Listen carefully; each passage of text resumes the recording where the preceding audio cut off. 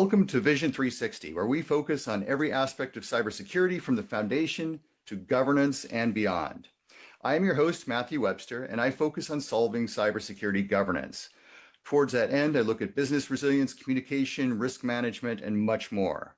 To that end, I've got more than 30 years of experience in cybersecurity, including a few different global chief information security officer roles. I show up on podcasts, build companies, and help write governance programs for organizations. So today, we have Mathieu Gorge, the author of The Cyber Elephant in the Boardroom. In this book, Mathieu explores a whole host of cybersecurity issues and introduces the concept of the 5 pillars. Before we do that, though, would you take a few minutes to introduce yourself and talk a little bit about what the 5 pillars are?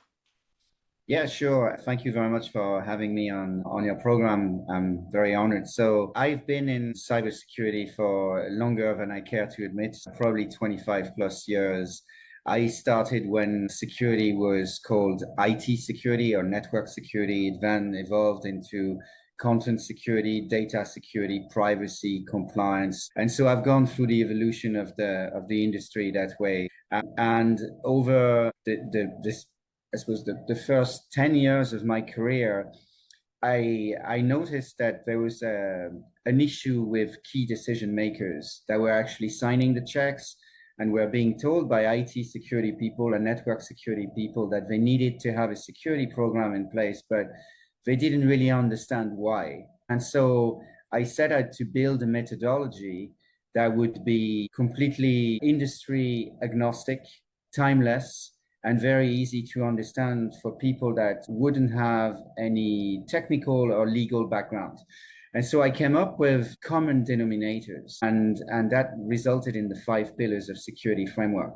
And so those common denominators that anybody can understand in management or at a board meeting are physical security, people security, data security, infrastructure security, which is your ecosystem, your third parties, fourth parties, your cloud, your applications, your hybrid people, whatever. And then crisis management, what do you do when something goes wrong? And I found that if you manage to have a very high level strategic conversation with decision makers, and you focus on those 5 pillars that are very easy to understand, they suddenly understand the value of IT security, data security, content security, ecosystem security, and so on. And so what I was trying to do was to demystify all of that and explain it in plain English with a French accent. Love it. That makes perfect sense. What I also like about it, it does go beyond a lot of the traditional cybersecurity approaches. Like you take a look at crisis management. There's some aspects that are clearly like an incident response plan, but you can also cover things like actual crises. There's something happening in the company. It's a little bit larger than cyber. So it does invite the cybersecurity professional or other professionals to look at things a little bit larger. The term that's very common here in the US is business resilience. And it looks like it aims at going that. But what is your thinking beyond that? And how do you look at things beyond just some of the traditional cybersecurity approaches? Well, the framework is called the 5 pillars of security framework. It's actually purposely not called the 5 pillars of cybersecurity framework. When I look at security, I look at security from a much bigger perspective. Security of people, security of your processes, resilience, ability to deal with a crisis, ability to deal with a crisis as it happens. And then after that, what do you do in order to find out what happened and eradicate the issues as much as you can? And so my view is that we all make mistakes. I make mistakes every day, but we have a community within the security industry in the wider sense of the term globally that is very willing to share in a way that I'm going to share my mistakes so you don't have to make them. And I expect you to share yours so I don't have to make them. And so what I've tried to do in the 5th pillar, which is really about crisis management, is to explain what are the key things you need to do when something goes wrong, because something will go wrong. And, some of the folks that work on the Verizon DBIR, the Data Breach Investigations report, they say there's only 2 types of companies in the world. There's the companies that have been hacked and the ones that have been hacked but don't know they've been hacked. And so everybody will have a security incident. It doesn't need to be a major hack. A security incident could be somebody's losing a laptop, somebody's printing the wrong stuff, somebody is actually able to take the hard drive of a multifunctional printer and then plug it into their printer at home and replay all of the documents. And let's face it, nowadays you can sign everything electronically. The only documents you print are probably documents that are very important and you need to read properly and mark up. And so my view is really that we have the right frameworks in order to deal with crisis management. So if you look at PCI, for instance, a simple framework, it does say that you need to have an incident response plan, and it does ask you to have resilience and so on. You look at ISO, you look at NIST and so on. That's all in there, but it's in there in very technical terms, with a list of a to-do list, technical, legal, forensics. That might go over the head of board members. And so what I tried to do was demystify that. That makes perfect sense. And I think that's incredibly valuable too, because a lot of board members don't always understand all the technical jargon that we in IT or in cybersecurity are used to. Um, but also one of the things that you point out, and it's a challenge, is that cybersecurity is often looked as a checkbox. You mentioned PCI, there's ISO 27K, there's SOC 2, Yeah. and a whole bunch of others that are out there. But they'll treat it like, is it going to be done? And do you have that check box done? And that view becomes the reality. And for a lot of organizations, and you look at things culturally, they will get things done just in time for the audit and just trying to get things done. And it's a large challenge. How do you think that plays out when you're talking about either executive or the board level? Because obviously there are some challenges there. So I have some very strong opinions based on experience. Some was good, some was not so good. But I will say one thing though. I wouldn't want any cybersecurity professional to think that the board does not understand risk. The board understands risk. They deal with risk every day. Financial risk, HR, M&A, ESG, geopolitical risk. They get that. The challenge that we have as cybersecurity people is oftentimes we talk to them in very technical terms. And so it's a case that we're not translating the cyber risk into a business risk they can identify with. They know how to deal with risk. They understand you need to do a risk assessment, a risk treatment, and you end up with residual risk that you need to either accept, transfer, or mitigate. And even if you transfer it, you're still responsible for it. You're still accountable for it. So they get that. But what we do need to do is we need to make sure that we make that a business impact risk. What is the business impact of not being in compliance with PCI? What is the business impact of not having resilience? What is the business impact of not having looked at a scenario where there's ransomware? That type of stuff. That is the business impact that will get them going. And so I often share that short story, if I may, and it is actually in the book, where I've been walked out of boardrooms. I was walked out of a boardroom of a NASDAQ company, which was based in DC, and I was taking the train from New York to DC. And the CISO had said to me, you know, my board, they're very serious people. They don't want to talk about cyber. Stay on topic. You have 20 minutes. We have slides. Don't deviate. But me being a man, being French and a little bit direct, after 5 minutes, they weren't listening to me. So I said, look it, guys, you need to listen to me. I Googled you on my way from New York, and I know where you live. This is the registration on your car. This is where you play golf. This is more than likely your password because it's all over your social media. And eventually I said, and you, sir, you have a young daughter. She's 13 and she's dating a guy who's 18 and drives a big pickup truck. You might want to look into that. And whilst some people thought it was funny, some people were embarrassed, some people were laughing, somebody took great offense and they said, who do you think you are telling us that? You're supposed to be on our side. And I was like, well, I am on your side. This is what I can get browsing for 20 minutes. Imagine what the bad guys can get. I'm just trying to get you to understand. But he didn't really like it. He called security and I was escorted out of the building. And so in the afternoon, I rang the CISO and I said, I'm really sorry I messed up. And he said, oh no, I've got their attention now. And I would love for that discussion to happen without me having to be too cheeky. Yeah, and I think that's an incredibly interesting viewpoint too, because you do need to get their attention. And I think a lot of boards don't necessarily understand the exposure. And I think that's really important, but it does create a little bit of animosity within organizations too. And so in the book, I also talk about what I call the 5 stages of cyber grief. And, the first stage is denial. So I go to the board and I say, guys, we need to talk about cyber data privacy compliance. And they're like, yeah, do you know what? Our job is to make profits, to create employment, pay tax, grow the business. Just go talk to someone else. And then comes the anger. Oh, Mathieu, you again. Well, we gave you money to go to conferences. We gave you money to go to Black Hat, RSA, to do training, to buy firewalls. God, we even created a position as chief security officer. Go and talk to these people. Don't bother us. Then comes the bargaining. They can see that their competitors are being hacked, or they've been receiving visits from regulators or enforcement bodies. So what they normally do is they hire a very reputable firm that's going to come in, write a 60-page report that will say they're doing nothing, but they're doing it in a very structured way. Sure. And they have a plan over 5 years to become compliant with what they're supposed to be compliant with right now. And that's a good start, but it really is not the silver bullet.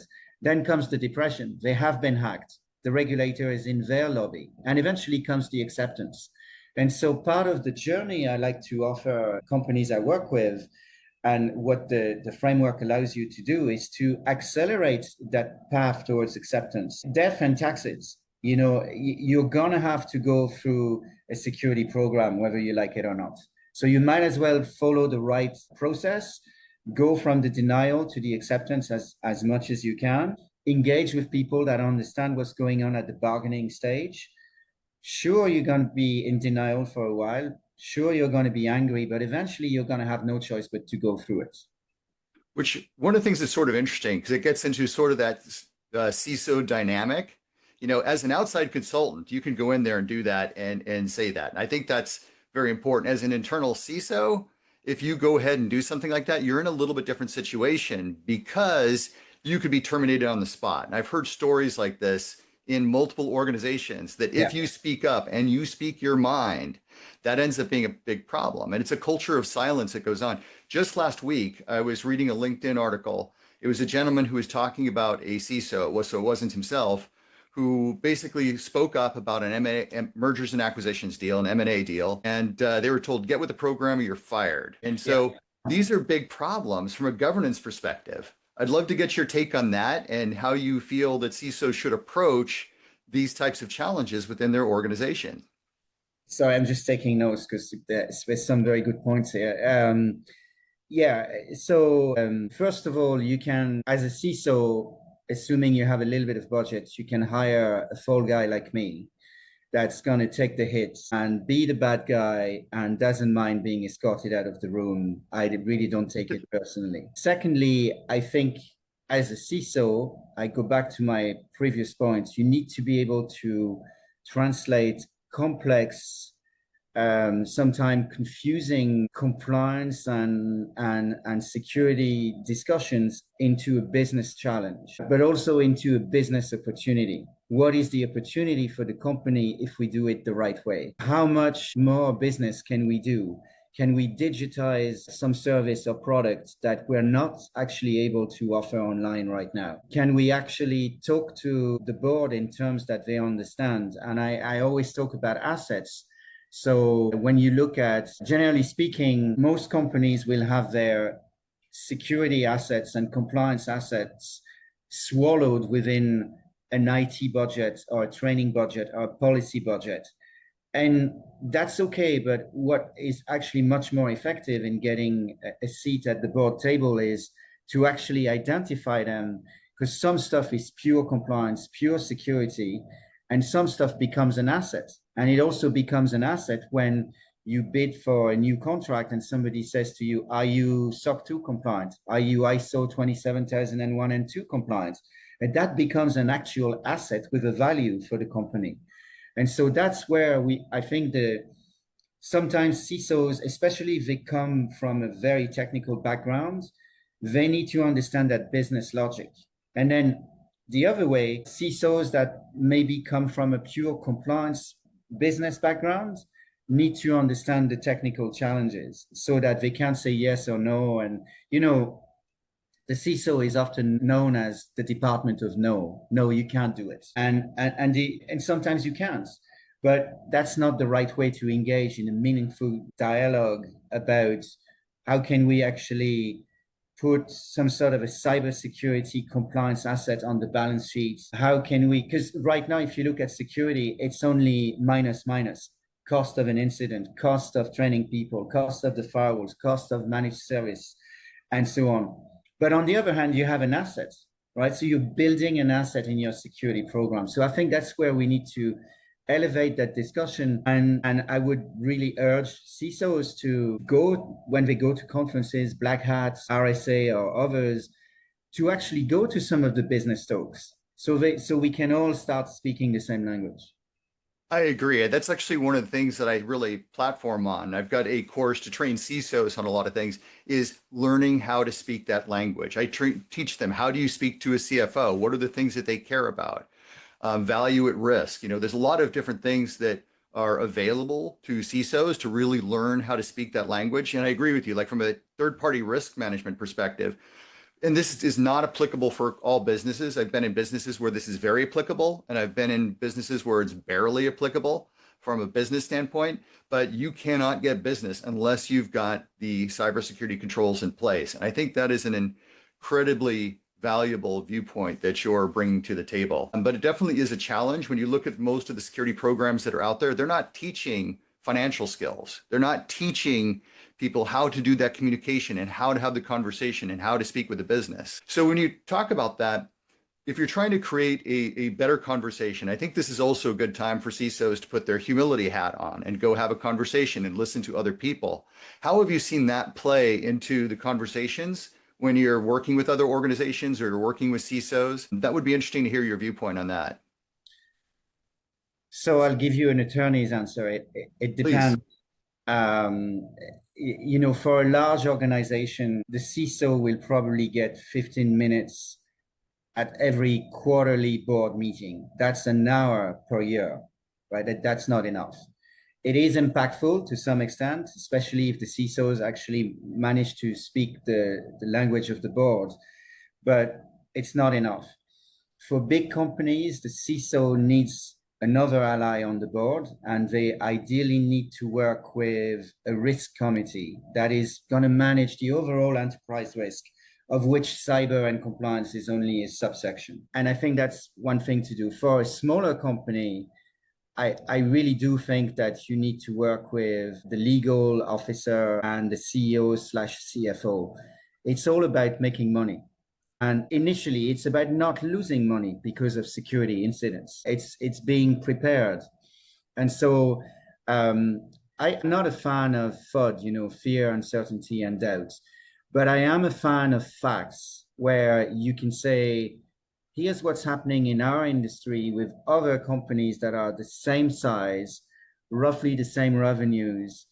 These are the issues that they're facing. Today, if we had the same issues, we would be okay, we would be average, or we would be in trouble. And it's not creating a culture of fear, it's creating a culture of this is the reality we're faced with. Now, I do a lot of research on geopolitical risks. And right now, it's just I have new material every day. And I can assure you that, when you start talking to people and say, well, hold on, the supply chain that we use is majorly disrupted by conflict A, conflict B, or whatever. Did you know that we source that business, that service, or that manufacturing equipment from that area, which is now a war zone? What are we going to do with that? And so it's not a case of fear, it's happening anyway. So what we need to do is preparedness. You were talking about resilience. What do we need to be prepared for? And I do think that since COVID, companies are a bit more resilient because they've had to adapt. And from one day to the next, probably 16th of March 2020, everybody suddenly became very creative as to how they could work remotely and so on. So we know we're a species that can adapt, but we adapt much better if we're prepared. And I do believe that the whole key is preparedness. And how do you prepare? You prepare by knowing your ecosystem. So I often talk about ecosystem diagrams, and they're not technical diagrams. They're diagrams that show the various actors within your business ecosystem, who you depend on, who you can't work without, who you need to do business with that you can't trust them, but they're the only supplier that can provide that service. So you have to take a calculated risk. And then you look at all of this and you try and imagine those scenarios. It's not fear. It's probably more uncertainty, and you need to have that level of understanding of your ecosystem. You can't protect something that you're not aware of. Oh, totally. And I love the viewpoint too, because there's two different thoughts that were running through my head as you were talking. One is the business impact analysis, because that does help. And I do think typically that's run by the IT teams. There was a study that was out there by the Scientia Institute, though, who said the security teams tend to do a little bit better creating the business impact analysis because they tend to be more documentation oriented. This was their view, but also is the business continuity plan. So those are documents a lot of times, and the better CISOs that I've worked with love those and embrace both of those two documents, and because they tell you so much about the business, but also explore a little bit beyond that and asking a little bit about the what if this were to take place, how dependent upon you.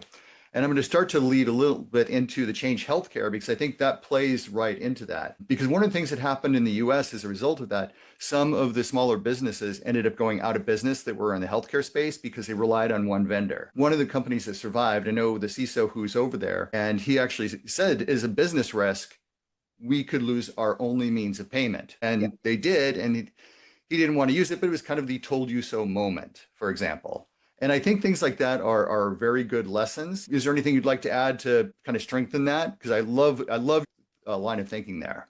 So, with regards to healthcare, my perspective is that it has become, specifically in the US, a little bit like the hospitality industry, where the whole experience of going to a hospital, especially if it's planned surgery as opposed to emergency surgery, is that you prepare, you see a consultant, you see a surgeon, they've got your electronic health records, they book you in, you may pay in advance, you may pay directly or indirectly through insurance. And once you get in, it has become pretty much a hotel experience where you can buy stuff online, where suddenly not only do you have my medical information, but you also have my credit cards, you also have my buying patterns. You know who's coming to see me, who's not. It's all documented and so on. And so there's a wealth of data that the hospital really doesn't want to have because they're custodian of it. And now they need to keep it.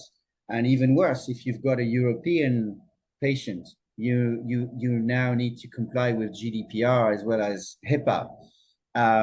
Also, on the HIPAA side, and I know there's some movement right now, but it's a very old piece of legislation. Like it's 20 years old. It's not adapted to cloud security or cloud risks. It's not adapted to AI. There's very little about application security. And again, some of the health systems in the US have actually started creating their own applications to manage the patient journey and the patient experience. And that comes with risks. But I am impressed. Anytime I meet CEOs or CFOs of health systems, they're aware of the risk. They want to talk about it. And that was not necessarily the case 5 or 10 years ago. Yeah, and I think it depends. I'm kind of connected into a lot of the healthcare systems, especially in the New York City region. I talk to a lot of CISOs who are dealing with that on a regular basis as well. I've seen some companies where they don't want to talk about the risk, and there's some that do. There's some that have, the chief risk officer. I've seen where even the CISO became the chief risk officer, and so they are very tied into it. But working with some of the other groups, even around the country, it's a little bit hit or miss for some of the organizations. Let me bring a European perspective on that. Please. In Ireland, 2.5 years ago, the health service executive, the HSE, was victim of a ransomware attack. And so most of the hospitals, went back to pen and paper for about 2 to 3 months. And the government refused to pay the ransom, to their credit. And they set a very good example for Irish companies to say, don't pay the ransom because you're advertising yourself as somebody who's going to pay. You're advertising yourself as somebody who can be a victim again, and it's not good for the industry, right? So that was good. What they didn't do really well, though, is that some people used their backups and backed up to exactly where they were before with the same vulnerabilities. And so imagine if a major health system on the East Coast goes back to pen and paper. So surgeries will be delayed. People will be impacted. A level of frustration. Even practitioners, medical practitioners, will be super frustrated because they won't have the right information, and they might be worried that they don't make the right decision because they don't have the right information, and so on. The attacks on healthcare, by and large, were always about money. And now they've moved on to attacking the system itself, the operational system. And there used to be a code, so to speak, that hackers would not do that, but it's gone out the window. And so I think that for health systems to ignore the risk of ransomware, the risk of their systems going down, it's a major faux pas. I would not advise that. I think that you need to look at what happened in Ireland. Now, the systems are much stronger now. Sure. But I do believe that could happen in the US too. I think so. I like the kind of the regulatory approach that you're looking at, how the government starts to play a role in that. Because I agree, because we're basically feeding the people that are continuing to attack us. But definitely there's some challenges there when you're taking a look at that. Indeed, yeah. But I want to kind of continue sort of the thought and look at things from a slightly different angle. In your book, you did talk about Equifax, for example, and the fact that the CISO really was not CISO, did not have the background in cybersecurity. I also have seen that in Change Healthcare. Senator Wyden was lambasting the Change Healthcare because the CISO had never spent one day in cybersecurity. And having been both in IT departments and also having been in the security department, to me, there's a wide gap between the two, a massive gap. And I think that's something that needs to be acknowledged. And you see this all the time. One of the things that I like to talk about, and I think this sort of plays into that, is the concept of what I like to look at is the Cheeto, the chief and title only. So a lot of times they're throwing people in that they like and not necessarily that are experienced in cybersecurity. And it's a trend that is very common, not only in the US, I'm sure it's common in other places, and not necessarily bringing in the right level of competence. From your experience, what do you see is going on there from a cyber perspective? And what do you see we could do either at the board level or the executive level to try to deal with these kind of challenges? It's interesting because I'm working on my second book, which is about the life of CISOs. I don't know if I mentioned that to you before, but I set out to interview 100 CISOs worldwide. And so far, I've done about 84 interviews. And I asked them the same 16 questions in the same order about their feelings about the role of CISO, why they're CISOs, and their personal life. And it's extremely interesting because for each interview, I identify the top 5 key topics and the top 10 keywords. I then anonymize all of that, crunch the numbers, and I'm seeing some trends that are very interesting. One of the key things is that so far, 97% of them have mentioned the word passion. So can you be a good CISO if you have passion, but you don't have cybersecurity experience? I believe so, because I think you can learn cybersecurity by using very simple methodologies like the 5 pillars of security, but there are others that are actually quite good. And if you look at myself, I don't have a technical bone in me. Everything I know about cyber and network and coding or whatever, I've learned on the job. So it is possible. The other thing that transpires from that research is that they're all really into it. They love doing it. They're not doing it because they have to. It's not a 9-to-5 job, because the security incident that's going to make or break your career will most likely happen at 3 a.m. on Christmas Eve. It's just Murphy's Law. It's not going to happen when you have planned that it will happen. And so I think that what makes CISOs, good CISOs, is their ability to talk to other C-level people, the CFO, the chief legal officer, the CEO, talking to the risk committee, and so on. There's a major communication skills requirement to be a CISO. What's also interesting is that, and I'm slightly deviating from your original question, I apologize, but CISOs that have 20 to 30 years experience, realistically, they're going to retire in 5 to 10 years' time. And the reason for that is that when the word CISO came up, when the role of CISO came up in and around the year 2000, between 2000 2005, that role was given to people that had 5 to 10 years experience in IT. So 10 plus 20 or 30, with 40 years experience, unless they're superhuman, they are probably going to retire in 5 to 10 years' time. And one of the key challenges is, how do we document their experience of dealing with issues? How do we make sure we don't lose all of that good expertise, right? And so if you put together some sort of a hackathon, or you do an exercise where there's a doomsday scenario, and you put different CISOs in the room, the younger CISOs will get to the root cause way faster than the older ones, but they'll get to the root cause in a way that doesn't, generally speaking, does not allow you to eradicate the issue. The more experienced CISOs will be slower, but at every step of the way, they'll understand what policy needs to be updated and so on. And so you need a mix of those two skills. And it's an interesting thing that obviously I don't want to sound very old, although I am. Younger people don't have the same attention span, and they're very results driven. They want to go to the results. Whereas people with more experience are like, okay, let's take our time to understand what happened. They can probably second guess the root cause, but instead of going to it, they want to go to it in a more procedural way, if that makes sense. Sure. So I think, another thing that was funny and interesting in that research is I asked people, what do you do to cool down? And about 60% of them said that they went fishing, not fishing like fishing for data, but apparently fishing is good for CISOs. Who knew? Who knew? So yeah, no, I like a lot of what you're talking about here, because I think you touched on some of the other ideas and concepts that I wanted to get into it. But let's talk and move a little bit to elevating the conversation a little bit from a CISO perspective. So beyond the 5 pillars, and I'd love to hear your perspective. Do you add on to it? Do you add the CMMI model? Do you add the NIST, CSF maturity tiers into it? Do you do other things with it, or do you leave it purely at the 5 pillars and say, are we compliant, not compliant?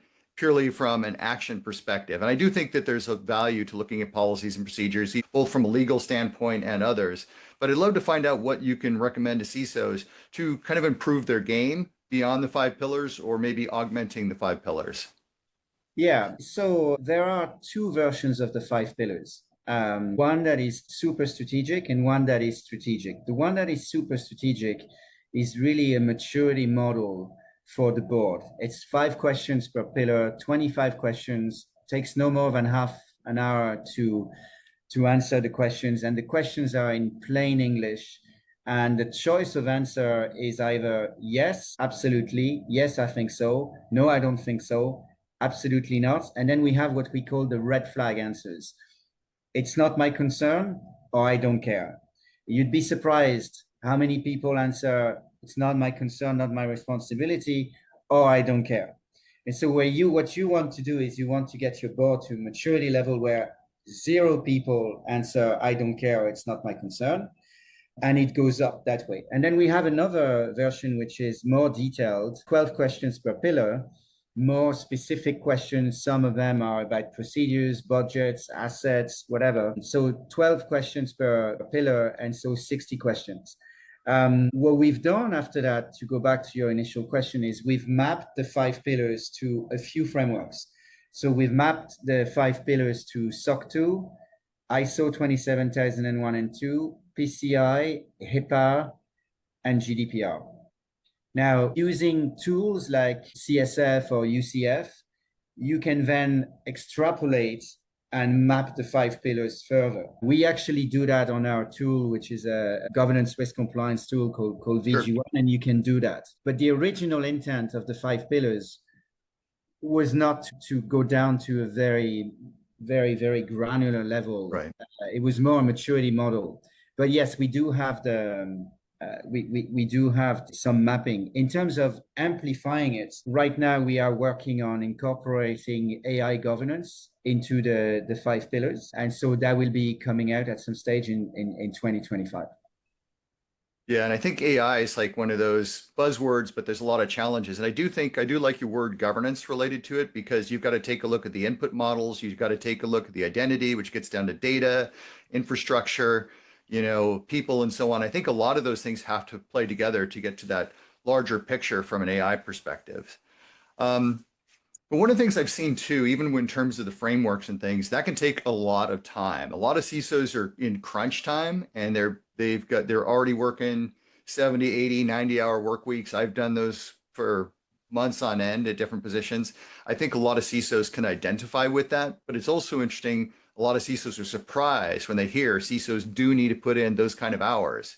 It's not uncommon. I even know people go out to lunch with friends and they're spending 90% of the time on the phone talking to people, even on a Saturday or a Sunday, which are traditional days off here in the US. But that ends up being a bit of a challenge too, because when you start saying, hey, I need to work with the board more, but you need to get other things done, it's kind of like what needs to get done versus what has to get done. And so that ends up being a little bit of a challenge for organizations, and especially for CISOs who are trying to mature their programs. Do you have any recommendations for CISOs that are stuck in those situations and you're trying to grow that?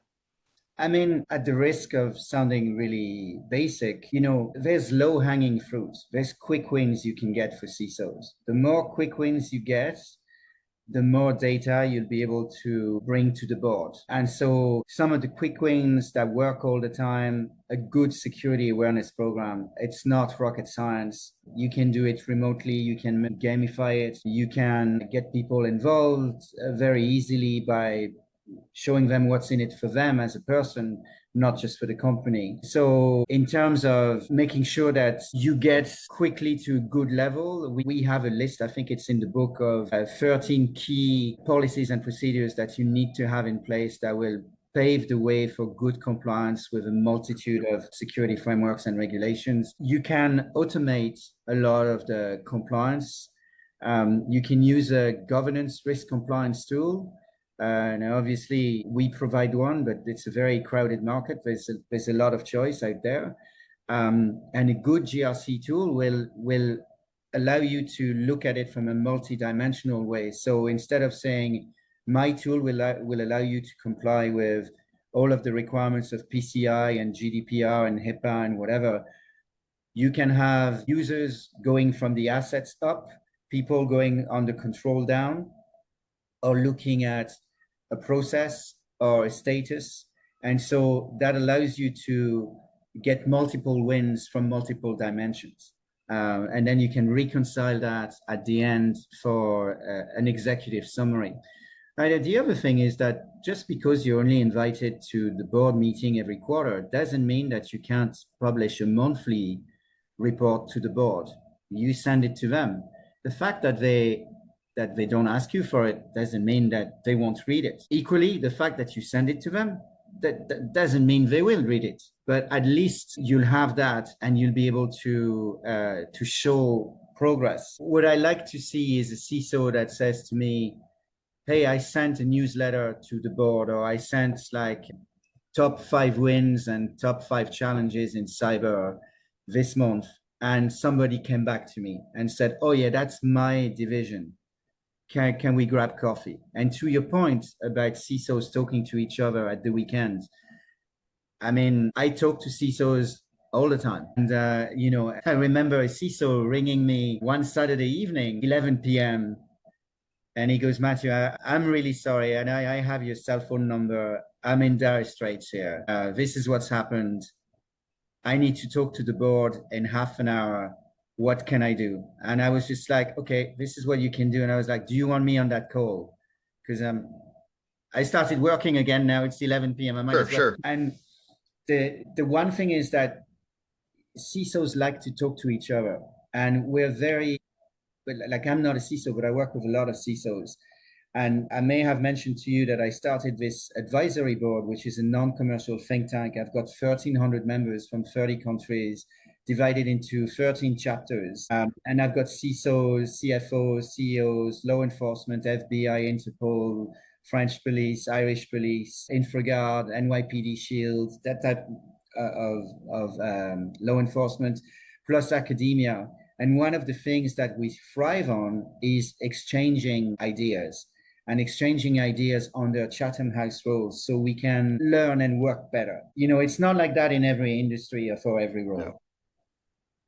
Yeah, that's certainly true. The other thing I've seen along that, and I work with a lot of CISOs, they've been stuck where they're not even permitted to talk to the board. Things get muffled. It is a big challenge in the industry. And I've even walked into jobs like, yeah, you're able to talk to the board. Yeah, I'm going to have you talking to senior manager. Yeah. And then all of a sudden you walk in day one, like, what's going on here? So there's a lot of challenges that CISOs in various roles are dealing with that create some challenges, even trying to communicate with the board. Absolutely, because as we said earlier on, the Yeah. CISO is seen as the department of no. So what the CISO needs to do is to create that trust bond with the board, have an ally on the board, and essentially create that kind of relationship where it's not them and us, it's Right. us. I totally agree. It's just, like some of them aren't even permitted to know who the board members are, and the board members aren't reaching out. And it's a really tough situation that they're in. I was working with one recently. He just couldn't get any traction. They would say, "Oh, here's a couple pieces of information that came down." They completely muffle the message because people want to look good. And so that's sometimes that challenge too. It isn't, to me, the Department of No is important. Like one of the phrases I picked up years ago, and I've really held on to it, is work towards yes. That has got to be your answer. You can't get in the way of business, but you might slow things down a little bit, but you don't want to put a flat out no on the processes. You just want to make sure that you're putting it in securely because you're trying to protect that business. And if Go I may ahead, add, please. if there's one thing that I'd like your listeners to remember from this exchange is that security is a journey, not a destination. It's an ongoing thing. It never stops. And if you tell the board, this is where we want to go, and this is why we want to make this platform versatile so that we can adapt, because one day the board might want to diversify. They might want to sell off part of the business. They might want to buy another business, and that journey then starts again. So it's an ongoing thing. It's a journey. You never really arrive at a destination where you're 100% secure. And if you do, you will be 100% secure for half a second. And then your ecosystem will have evolved. Totally. Yeah. I mean, to me, that's one of the important things too. So I look at security as an ongoing process. Like you're going to be doing the audit once a year, sometimes more. I've seen as much as once a month going through audits. So that ends up being another challenge too. And that's where tools like GRC tools are so helpful because a lot of them are going to pull the data right off the systems. Sometimes you can do that. And I know one company is working with I think he said 80 different audits in one year because they've got so much going on from so many different regulatory sources. Well, the data is only going to be valuable for so long. So sometimes you could get that data, but you don't want to have the IT teams go grab the data on an individual basis when you could automate it, pull the data, and give the information over to others. But I'd like to jump a little bit into one of the areas of cyber risk quantification. That's a big term. I do think that even the term itself can be problematic because I'm a big fan of getting into both operational risk and cyber risk. And I think those two really married together. In the more mature organizations, they tend to be very strong from an operational perspective. But if you found a lot of effective means, whether using FAIR or some other things, to bring in to the 5 pillars, or do you like to stick to, like, say, the business impact analysis, business continuity plans in terms of quantifying the risk because you're able to tell a stronger story that will impact the business leaders? Or what is your approach there from that standpoint? So I'm very open-minded on that one. We've worked with the FAIR model, and we've tried to map how you can use the 5 pillars with FAIR. So in other words, using FAIR to support the findings of the 5 pillars. Risk quantification is obviously subjective in that, my view, it depends on your risk appetite. And if you, like, 2 different assessors might be assessing the exact same ecosystem and come out with different risk levels. Depending on not just what the regulation and the frameworks require, but their interpretation of what's being done. What's interesting is that you see a lot of new frameworks or frameworks that are being updated, like PCI. You look at PCI 4.0.1, which is really a lot more risk-based than it used to be. In previous versions, like 3.2.1, it was very easy. You could actually use it as a very good minimum benchmark. You essentially take the standard, and you replace credit card holder data with sensitive data, and there you go. You've got a minimum benchmark of what you really need to do. With the new version, you can't really do that anymore because it's all based on your version of assessing the risk. So it's more granular. It's good that way, but for smaller merchants, it's not really helpful because they are already struggling. And now they have to analyze the risk, and they need an external consultant to help them, which altogether is probably a good thing. But some of them might say, what, too expensive. I'll just pay the fine. Yeah. And it's not, it's nearly deterring them from doing the right thing. But risk quantification, you start with your raw risk, and then you say, okay, well, what's the likelihood of something happening based on my scenarios? What's the potential impact? I end up with a residual risk. And as I said earlier on, there's very few things you can do with risk. You can ignore it, which you should never do. You can transfer the operational management of the risk, but you will never transfer the responsibility. You can mitigate it, and eventually you have to accept the risk. And at a certain level, yes. At a certain level. And so if you use a good risk quantification model, you can say, well, okay, I end up with a residual risk that I've accepted, but I have mitigated it as much as I could under the current circumstances. And I put a system in place that means that every quarter or every 6 months, or at least every year, I'm going to reassess that risk quantification model. And whether you use FAIR or something else is nearly irrelevant. You need to use something that works for your industry. Sure, that makes perfect sense here. So I know we're getting close to the end of this, so I want to put one last question your way. If you had a few minutes with every board member of, say, a Global 2000 and Global 1000, what would you want them to take away about cybersecurity and cybersecurity leadership? The first thing is that it's like death and taxes. It's there. It's not going to go away. You can't ignore it. The second thing is it's a moving target. Security is a journey and not a destination. The third thing, though, is it's not rocket science. There are enough good methodologies out there, including the 5 pillars. There's good guidance from NIST, from CIS, from the CSA, from ISSA, ISC squared, ISACA, and so on, that you can take to simplify that. I would say get to know your CISOs, get to know your security team. They are not the Department of No.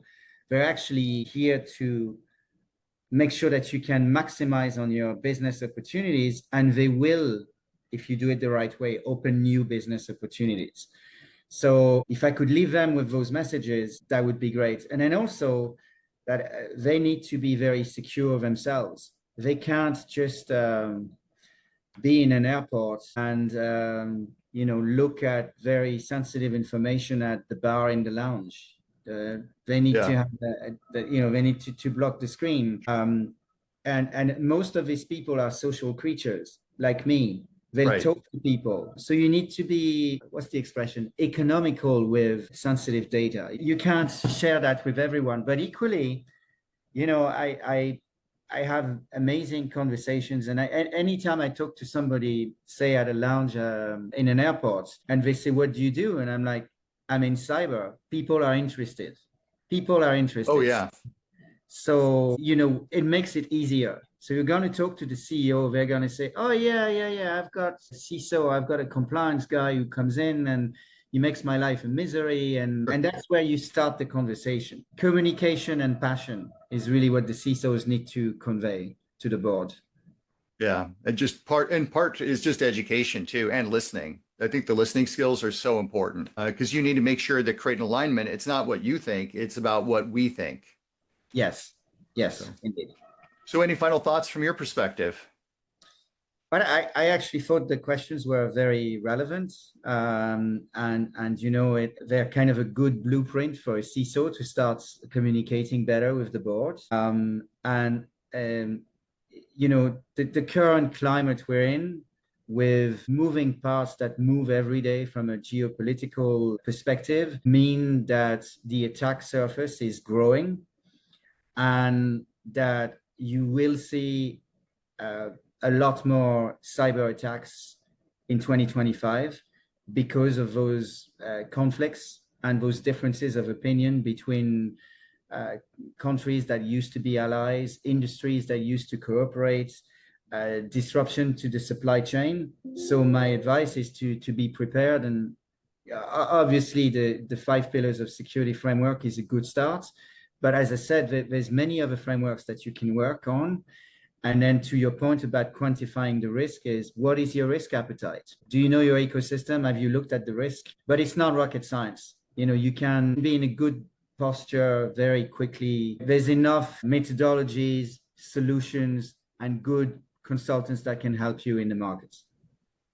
Absolutely. Well, thank you so much, Matthew. It's been an honor to talk to you and get your viewpoint. I've learned a few things from my side, so I thought you brought a lot to the table. And I think a lot of the viewpoints, I recommend reading the book too. If you're a CISO and you haven't had a chance to read it because there's so much great information in there.